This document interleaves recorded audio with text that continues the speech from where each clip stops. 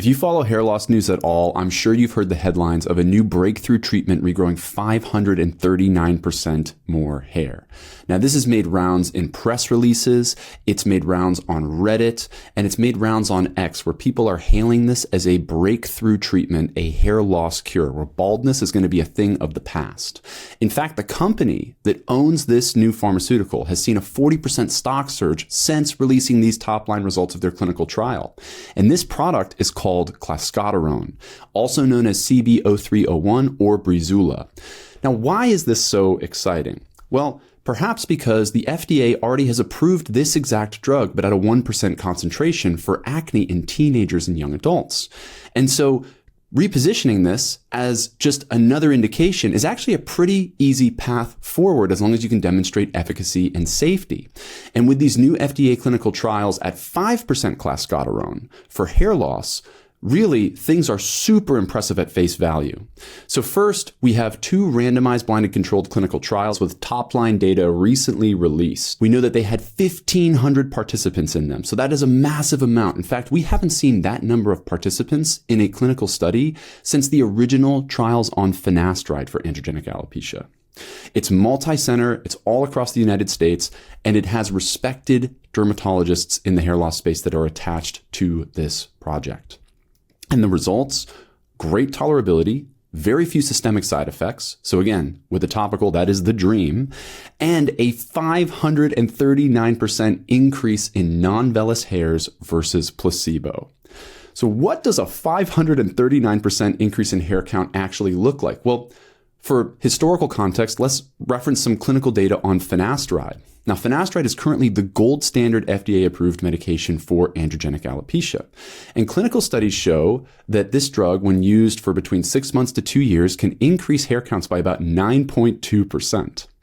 And in fact, that correlates to about a 70% patient satisfaction score across a bunch of different metrics. And those numbers are statistically significant across every single study I've ever seen for finasteride for androgenic alopecia. And that equates to about a hair improvement that looks something like this for those that are getting a relatively great response. So really noticeable improvements to hair density, especially at the crown. So let's think about this. If finasteride leads to a hair count change of 9.2%, with patient satisfaction of around 70%, and the before and after photos are cosmetically presentable regrowth, well then Clascoterone at 539% hair count changes, the patient satisfaction must be 99.99999%. And if you ask ChatGPT what a 539% increase in hair counts looks like, they generate a picture like this. So it looks like it's time to get excited. And if you are setting your expectations high, you are being completely reasonable. So you should probably just throw out your finasteride, throw out your Minoxidil, and get excited for the future of hair loss treatments. Hair loss is a thing in the past, right? Not so fast. There is a big problem with these top-line results, especially the way that they were positioned. And there's also a huge problem with the photos that the makers of Clascoterone, Cosmo, just released. We're going to get into this in just a second. But the big thing to talk about here is that this number here, this 539% increase, is not necessarily real, and it's incredibly misleading. So in this presentation, we're going to talk about Clascoterone. We're going to talk about the buried clinical data from the past that the makers of the drug might not want you to pay attention to. We're also going to talk about what's really going on with this press release so that you can dissect this information and set realistic expectations of the future and how you want to treat your hair. And if you don't know who I am, my name is Rob English. I am a consumer advocate and a researcher who focuses on hair loss disorders. I publish peer-reviewed papers. I'm on the editorial board of a dermatology journal, so I review a lot of papers in this space. And I create videos like this to help people out who want to navigate this space efficiently, effectively, and without losing a ton of time, money, and hair. So let's talk about Clascoterone. First, Clascoterone is a topical for hair loss, and it's what's known as an androgen receptor antagonist. So androgen receptors are basically like the landing pads on cells for male hormones like testosterone and dihydrotestosterone. And if you antagonize or block those androgen receptors, those male hormones can't attach to the cell, which means they can't exert their influence over them. Now, male pattern hair loss, androgenic alopecia, and to some extent female pattern hair loss, this is causally driven by male hormones, and specifically dihydrotestosterone. And when dihydrotestosterone, or DHT, attaches to these cell sites, it causally causes this cascade that leads to balding. So if you block the hormones from actually hitting those cells and exerting those effects, you can potentially have an impact on hair. Now, the makers of Clascoterone and previous clinical data actually suggest that this medication localizes really well to the scalp and on the skin. And it has few side effects. In fact, it's so safe that 1% concentrations are already approved to treat acne in at-risk populations like teenagers. And this is important because teenagers, they're going through puberty, they need a lot of male hormones, and inhibiting male hormones or their access to them at a critical time period like this could affect their development. And so you don't want to put them in a position where they're hormonally disrupted during puberty. And yet we have FDA approval for CB0301, which means that at this dosing concentration, things are looking good, good localization. Now, in terms of CB0301, Clascoterone, and its historical context with androgen receptor antagonists, when we look at previous ones, a lot of these have actually failed to make a big dent in the hair loss space. So let's talk about RU58841.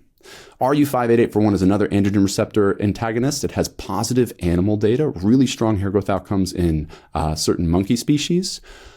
2 clinical studies that were conducted, but those studies were never published.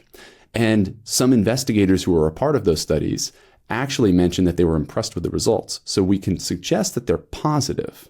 But when a company spends tens of millions of dollars on developing a drug, and then they do 2 clinical studies, and then they don't publish the results, but some of the investigators from those studies are saying that they were positive, typically, in my opinion, that suggests that the reason why those results weren't published, probably a safety signal was involved. Now, as a result, RU58841 has been abandoned by its own research group, but its anecdotes are positive online, and it is popular amongst bodybuilders and other hair loss individuals. So, Floridil is another one. Floridil has positive preclinical data. It has a positive clinical study, but it's a very small study on fewer than 45 people, and it's limited in its availability to Europe. And generally speaking, the anecdotes are also a little bit underwhelming online. So it is something you can use, but it's not a major lever for hair regrowth. And then most recently, we have piralutamide. Now, piralutamide, positive preclinical data, mixed clinical studies.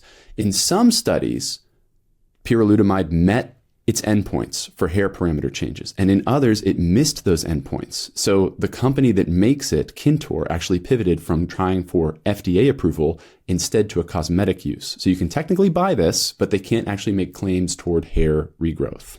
And it also has mixed anecdotes online. So the market right now for androgen receptor antagonists, not necessarily robust. And the question is, can 5% Clascoterone break through this market? And according to this press release on this study, the answer is yes. But can this press release be trusted? In my opinion, not really. That press release was released to create headlines like this: new baldness drug boosted hair growth by 539% in trials. And it fills social media feeds with headlines like this. But the truth is, this is not actually a 539% increase in hair counts from baseline. It is a 539% increase in hair counts from baseline relative to the placebo. That might sound like a very tiny wording update. And what relevance might that have? I'm about to show you. So, a 539% increase relative to placebo. Say that we have a chart that will measure hair changes over time. So the y-axis is the number of hairs, and then the x-axis is time in your study. And say that at baseline, everybody starts with about 100 hairs.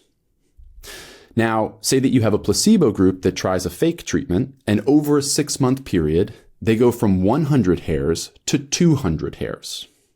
Okay? So that would be a 100 increased hair count for that group.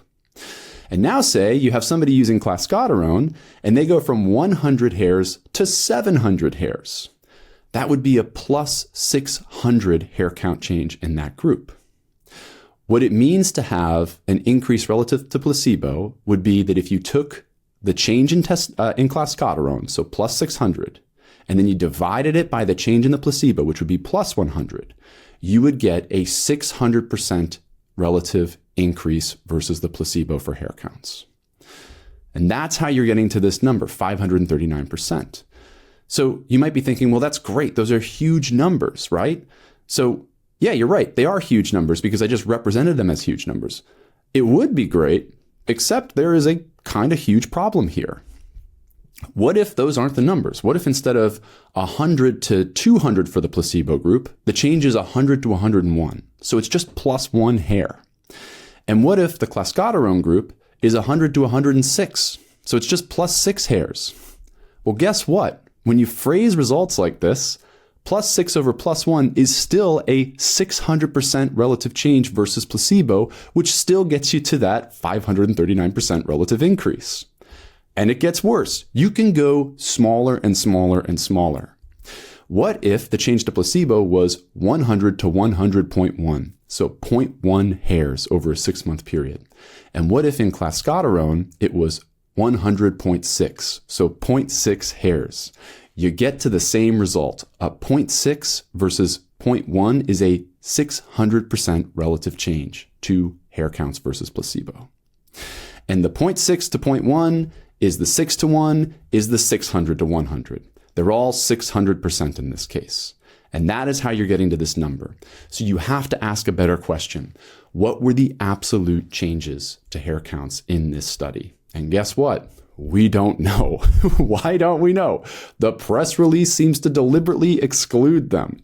And instead, they release these relative comparisons that really mean nothing without more context. I mean, the numbers could literally go negative. You could lose hair at a slower rate with Clascoterone versus placebo and still get to those relative change increases.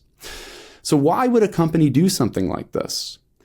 And what are we going to do to try and find out some reasonable numbers? Well, the good news is that Clascoterone was actually first clinically studied for hair growth 7+ years ago. And those studies did give us insights into relative hair count changes, and they might tell us why this company is now leaving out that data from their press release. So let's talk a little bit about Clascoterone's forgotten history. Before Clascoterone was bought by Cosmo, it was owned by a company, Cassiopeia, and they studied Clascoterone for androgenic alopecia against Minoxidil. Now, Minoxidil is one of the 2 FDA-approved treatments for androgenic alopecia. It's available over the counter at 2 and 5% concentration, so it's another topical. It's very inexpensive, very accessible. It improves microcirculation and works by reducing certain inflammatory markers. And it often is a comparator in clinical studies because it's just so easy to use, and it creates a benchmark about what other people would use in replacement to your drug if it weren't available. And that is so important. So in these studies, how did Clascoterone do? Well, in study number 1 versus Minoxidil, it was 5% Minoxidil versus 5% Minoxidil versus a placebo group. It ran 6 months and it had 95 men with androgenic alopecia in it. And the results, Clascoterone beat placebo. That's great. But Minoxidil beat Clascoterone. Here are the results right here if you want to take a closer look. And the relative increases to hair counts were 12. So we're not talking 539%. We're talking a baseline to an increase in 12.7 hairs, which may or may not be super meaningful. Study number 2 versus Minoxidil tested 5% Clascoterone and 7.5% Clascoterone versus 2% Minoxidil versus placebo. It ran 6 months and it was on 300 women with female pattern hair loss. The results, placebo beats Clascoterone and Minoxidil beats placebo. And you can see these here in terms of their changes. Now, female pattern hair loss is notoriously more complicated than male androgenic alopecia. Female pattern hair loss doesn't just involve male hormones like dihydrotestosterone, it also involves other hormones like estradiol, prolactin, and a handful of others. And so the company, when they released these results, mentioned as such. And they also explain that perhaps this is why in this one study, Clascoterone really wasn't even effective versus placebo, but encouragingly, in a subgroup analysis on women with female pattern hair loss under 30 years old, they said these women who probably have more female pattern hair loss related to androgens because of their age ranges, these women did see some benefit, and so maybe Clascoterone could still work for them. Great. Regardless, you still can't explain the male study where there was also a very low effect versus Minoxidil. And these studies, they start to create a hierarchy of relative efficacy for Clascoterone. We know that 2% and 5% Minoxidil is better than 5% Clascoterone. So let's contextualize these results. So with respect to 2% versus 5% Minoxidil, we know that 5% does relatively better than 2%. Clinical studies very clearly show that. And we also know that with Minoxidil, 5-year data show that the results really peak in year 1 and then slowly decline thereafter through the following years, but that your results are still above baseline 5 years in. We also know how Minoxidil fares against finasteride in the short term. There have been many studies that have explored this, one of which I'm showing you here, but Minoxidil actually does better than finasteride in the first 6 months of use. And we also know how Minoxidil fares against finasteride in the long term.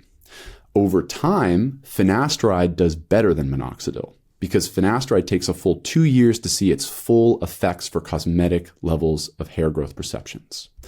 And so these trends tell us that Minoxidil works faster than finasteride, but finasteride works better long-term than Minoxidil. And we can visualize these results. In fact, we've done this inside of our site. If you ever visit Perfect Hair Health, we have our Compare Treatments feature. So in this case, we can see on the y-axis, we have a 0 to 4-point scale called regrowth potential. And on the x-axis, we have a months of use scale for whatever product you're looking at. So this is the regrowth trajectory for Minoxidil at 2%. And this is the regrowth trajectory for Minoxidil at 5%. And this is the regrowth trajectory for finasteride at 1 milligram.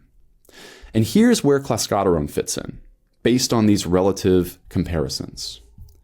Clascoterone is probably right around there. Or here. Or here. Now keep in mind that finasteride increases non-vellus terminal hair counts by about 10%. And finasteride outperforms Minoxidil in the long term. And Minoxidil outperforms Clascoterone. And Clascoterone doesn't even always beat placebo. So Clascoterone's effects in this new 1,500-person clinical trial, they're probably pretty small. Now, you might be saying, Rob, you can't compare hair counts across studies. And guess what? You're right. I agree with you. You can't do it. There are 1,000 factors influencing a study's hair count changes, anything from the study duration to the patient demographics to the hair counting methods that are used and the measurement places. All of these things matter. In fact, we've done a ton of work trying to educate people on these. Watch our video on cheating hair counts for more information here. Nonetheless, you can use studies to create treatment hierarchies so long as they have comparisons within those studies. And we can also just do a simple reality check against Clascoterone's newly released before and after photos. So out of 1,500 study participants, Cosmo, the company who owns Clascoterone, decided to get investors and the public excited by releasing these 2 participant photo sets from the study. Let me know what you think of these. Drum roll, please. Here they are. I think that someone described this aptly on Reddit as "I'm whelmed." I thought that was very funny. So what are we looking at here? We're looking at before and after photos from Clascoterone treatment over a 6-month period. Here we can see potentially some very slight improvements to hair thickness overall, maybe some slight closure in the crown area, maybe some slight thickening in both of these bottom photos, and maybe less crown thinning in this last photo versus here. So there could be some effect here. What concerns me is that these were likely the best photo sets that Cosmo had to show across 1,500 people, because they were released to generate excitement from investors and the general public. And they likely represent outlier results. This is something that we really want to emphasize here. So when we look at topical Minoxidil and we look at these trends in regrowth over time, These lines that we have on this chart, they represent the trend line. But that trend line is agglomerated using a bunch of individual data points. And some of those data points are going to lie really high, like in this 3 and 4 area. And these are considered outlier results. And so we can find tons of outlier results for already existing treatments. And guess what? They look way better than what you could produce with Clascoterone. I mean, here are just a few examples in the last few months that have been submitted to our site. Here's a female using oral Minoxidil. Here's an individual who was doing low-dose topical dutasteride.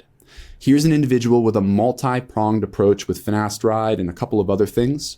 Here's an individual who was using microneedling plus Minoxidil. Here's somebody who saw quite a response with topical dutasteride. And we talk about contextualizing these results, these mega responses versus the average response, in our video about natural versus pharmaceutical hair loss treatments. If you have a chance, check out that video. So when I look at these, my natural inclination is to think outlier, not expectation. And that needs to be contextualized for anybody who's looking at these results and thinking, A, they're whelmed, or B, I hope I get the same thing. And then on top of that, there's the patient assessment data that was released by Cosmo in the same press release.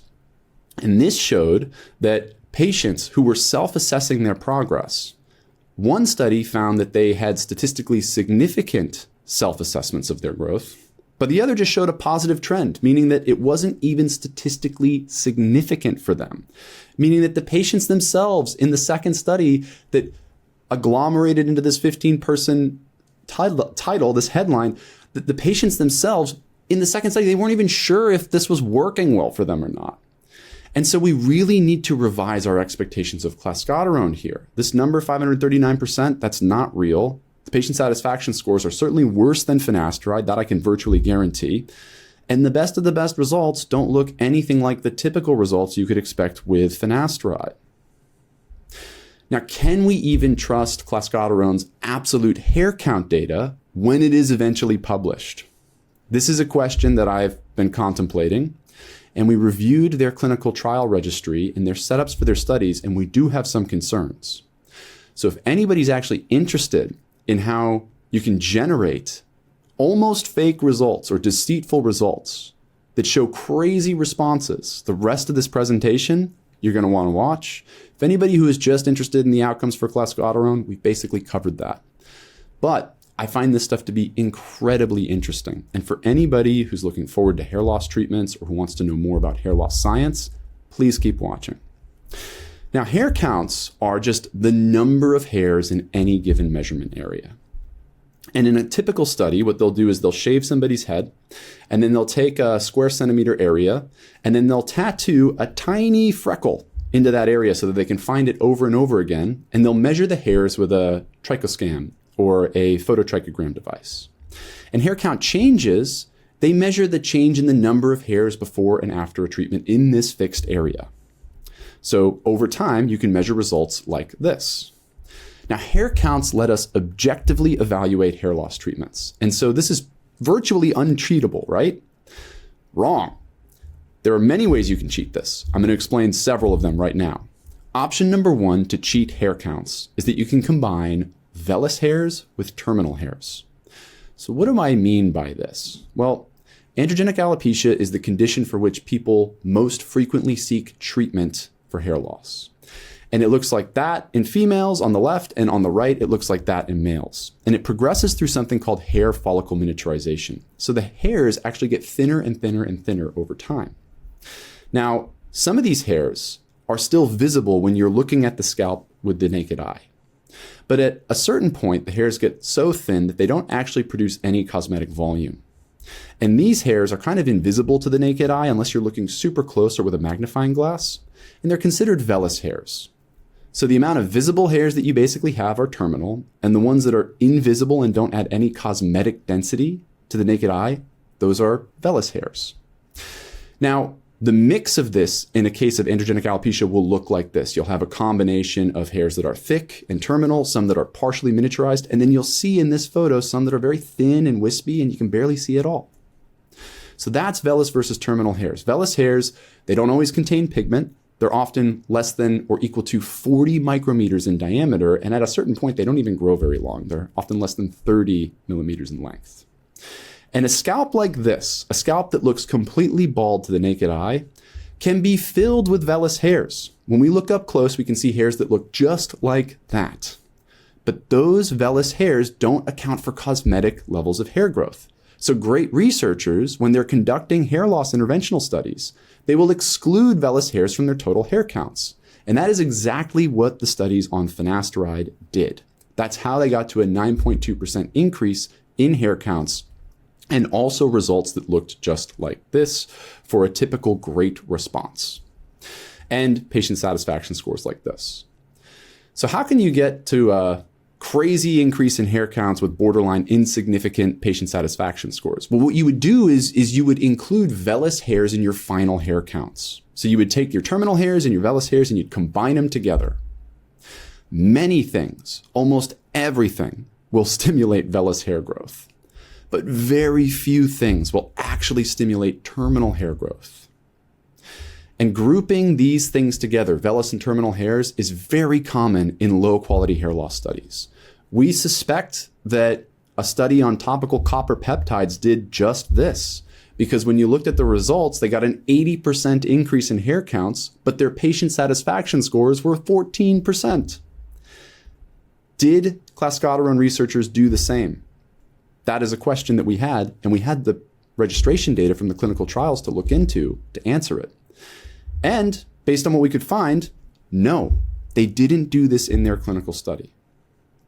When you go in and you go to their clinical trials registration, you can see that they actually specified non-vellus hairs as their endpoints, meaning that they're excluding those from their study. So the case is closed, right? Even if the percentage increase to hair counts is small, at least they won't include vellus hairs. Well, that might not even be true. Again, I am just mentioning this because there is no legal definition of vellus hair. Many research groups say that vellus hairs are less than or equal to 40 micrometers in diameter, but others will say they're less than or equal to 20 micrometers in diameter. And so another way that you can cheat hair counts and say that you are capturing non-vellus hairs as your endpoint is just to redefine what vellus hairs are. Just redefine it. Throw away the 40 micrometer definition and instead replace it with a 20 micrometer definition. And you're going to capture so many more hair counts. What are you going to do about this? I mean, these people, there's no legal recourse for this because it's a debated topic amongst hair loss clinicians. So we don't know how Clascoterone's researchers defined vellus hair. They don't disclose it in their clinical trial registry. And that's a problem. We don't even know if the hair count that we're seeing relative to placebo is truly non-vellus hairs defined accurately. So to recap, researchers, if they want to cheat a clinical trial but make it look legitimate, they can group together their vellus and terminal hairs, or they can just change the definition of vellus hairs. And that's not even the only way they can do things. There's like, I don't know, there's dozens and dozens of ways to do this. Watch our video on evidence quality and why the hair loss industry is broken. We go through all of them, or at least a good portion. But in this circumstance, another way to do this is to abuse the law of small numbers. So one way to do this is you can blow up small absolute changes to hair counts into major percentages by just expressing that change as a ratio of the placebo. We just went through this. A 0.6 increase in hair counts versus a 0.1 increase in hair counts for the placebo is a 600% increase relative to placebo. That's exactly what Clascoterone's press release did. We don't know the absolute hair count changes, so we can't ascertain what the real difference is. But there's another way to do this too, and it might have relevance to Clascoterone studies. You can also pick a slick bald region for your target area hair count measurements. And there's really no way to explain this clearly aside from just showing you. So when people are losing hair, there's this Norwood scale to grade their severity of hair loss, and it goes from 1 to 7. Now, somebody at a Norwood 2 will have many terminal hairs in most places around their scalps, and somebody with a Norwood 7 hair loss will have very few terminal hairs across the top of their scalps. Now, say that both a Norwood 2 and a Norwood 7 undergo the same exact hair loss treatment at the same time. So you have two people like this in your study. And say that we pick this area to count hairs on both of them. That's the zone that we tattoo freckled. And say that up close, that's what it looks like. You've got 5 hairs on the Norwood 7, and you've got 100 hairs on the Norwood 2. Well, after treatment, if both people get +2 hairs, that is a 7 hair total hair count for the person who was a Norwood 7, and it's a 102 hair count for the person who's a Norwood 2.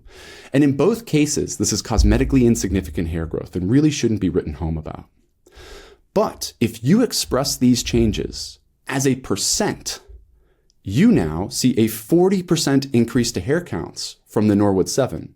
Because when you start with 5 and you get 2 more hairs, that's 40%. But in the Norwood 2, 2 more hairs at a starting point of 100 is just a 2% increase. And so if you actually want great study results, regardless of whether the treatment is doing anything, you stack your study with Norwood 5s, 6s, and 7s.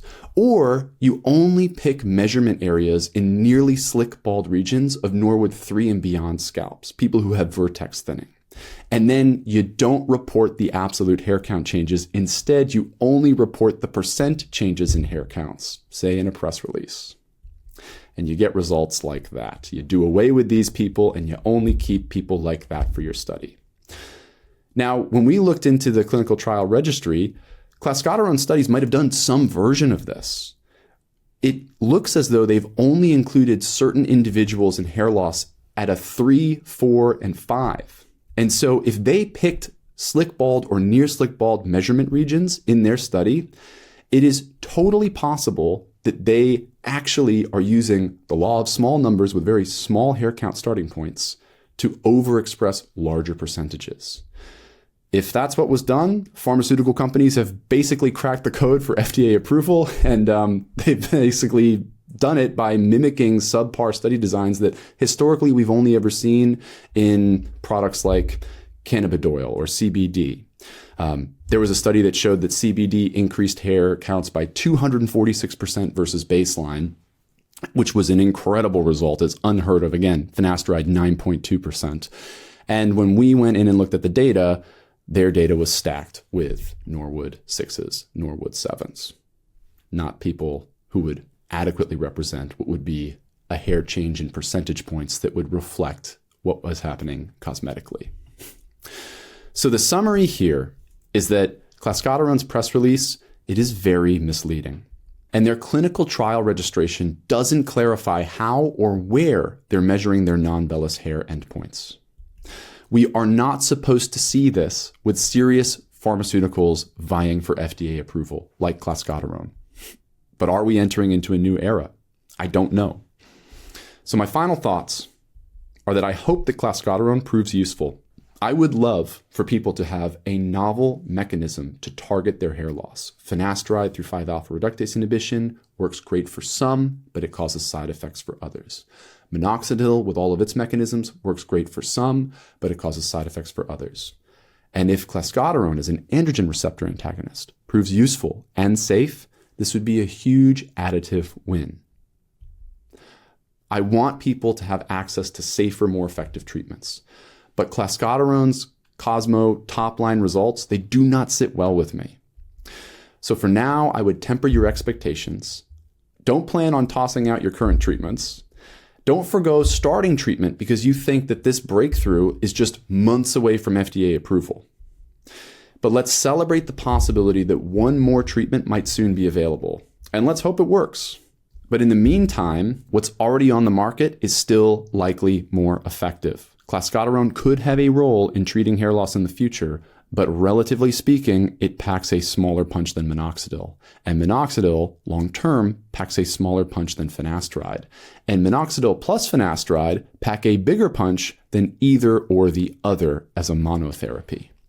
We have a good idea of paths forward. You should pick a treatment sooner than later based on your needs and preferences. And keep in mind that as you go through hair loss, there are windows of time for reversibility. We've talked about this in previous videos before, But typically, when you start an effective hair loss protocol, you can rewind the clock on how your hair looks by around 6 months to 36 months. Some people get more, some people get less, but that window moves with you as you delay treatment. And if you stop or prevent or delay a treatment because you think that CB0301 or Clascoterone is going to be the breakthrough that everybody's been waiting for, I think that that would be a big mistake. So navigate this space as efficiently and as effectively as you can. For me personally, I love the product offerings that we've created at Ulo. This is our telehealth brand, and it offers finasteride, dutasteride, minoxidil, and all different formulations, both low dose and high dose, alongside shampoos and conditioners to help your hair feel clean and look nice. But again, the heavy hitters we've described on tons of videos. And Ulo's not the only shop in town. There's tons of telehealth providers out there. You just need to pick something and start moving.